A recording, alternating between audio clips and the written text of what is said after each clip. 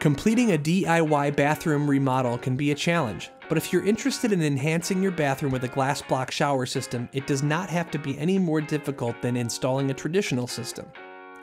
The process can be completed by just about anyone with a little bit of skill, know-how, and the desire to expand their knowledge of home remodeling. And the final result is a truly unique bathroom aesthetic that is one of the easiest to clean, maintain, and has a contemporary look. If you're going to install a glass block shower in your bathroom, the first step is to choose and install a shower base. This particular shower has a curved wall section, so a custom-made, expanded polystyrene base was selected to accommodate the wall design. The base itself is fairly lightweight, waterproof, pre-sloped, and since it's custom-made, it provides the added flexibility of choosing your drain location. This may allow you to avoid costly plumbing alterations by being able to position the drain where the existing plumbing is, a feature not all shower bases have. When preparing for installation, first make sure that the drain hole in the floor is large enough to accommodate the drain plumbing attached to the shower base. Since they are waterproof, an expanded polystyrene base, such as this one, can be installed directly to a plywood subfloor. But on this remodel, we opted to add a layer of cement board to the floor between the base and the plywood for a few reasons. Since this shower design utilizes a barrier-free entry point, the cement board will elevate the edge of the shower base so that it's level with the tile that already exists on the bathroom floor. In addition, the expanded polystyrene base will bond better with the cement board, offering the long-term minded remodeler an extra level of precaution. Once all the cement board pieces are cut to shape, it's time to secure them to the plywood. Make sure that the floor is clean so that the subfloor will bond properly.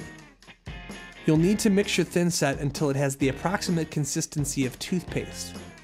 For this job, approximately 1.5 bags of thin set was mixed.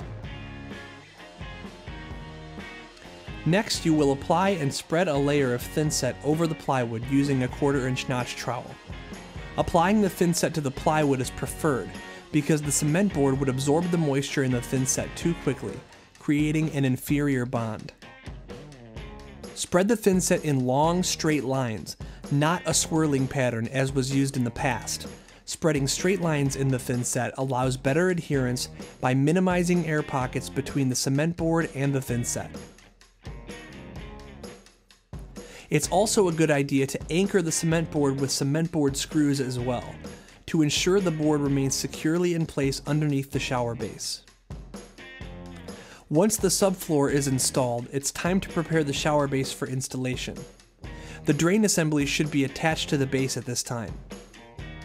The drain assembly is made up of the drain itself, which is secured to a round disc underneath the shower base using 4 lag bolts or collar bolts. Make sure that any foreign material is cleared from the drain before attaching it to the base. Use a polyurethane sealant to seal the drain assembly on both sides. The sealant is made for this kind of base and is designed to create a chemical bond. Be generous while applying the sealant and smear it all around the drain hole to make sure the sealant is properly spread across all the gaps. Then, tighten the 4 lag bolts into place.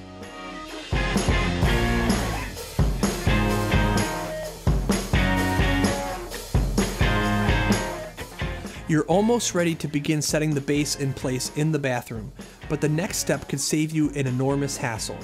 Make sure to test fit the shower base on the subfloor before applying the thin set layer. When we performed the test fit for this base, we found that it slightly rocked back and forth. The drain hole was widened to allow the base to lie flat on the floor. If the thin set had already been applied, it would have been very messy to remove the base and make this adjustment.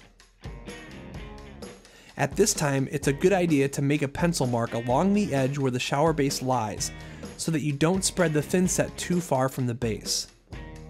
Mix your thin set and allow it to sit in the bucket for approximately 15 minutes, then remix it to make sure the proper consistency is attained before applying it to the floor. Apply the thin set to the underside of the base. Then apply the thin set to the floor in straight lines as before using the 1/4-inch trowel.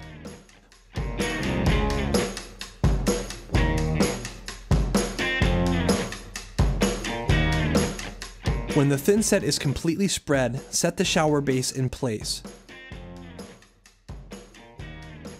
Try not to let too much thin set seep from under the base and onto the floor. The floor of the shower base is pitched or pre-sloped to allow proper drainage, so you'll have to use the flange edge of the base to make sure that it's sitting level on the subfloor.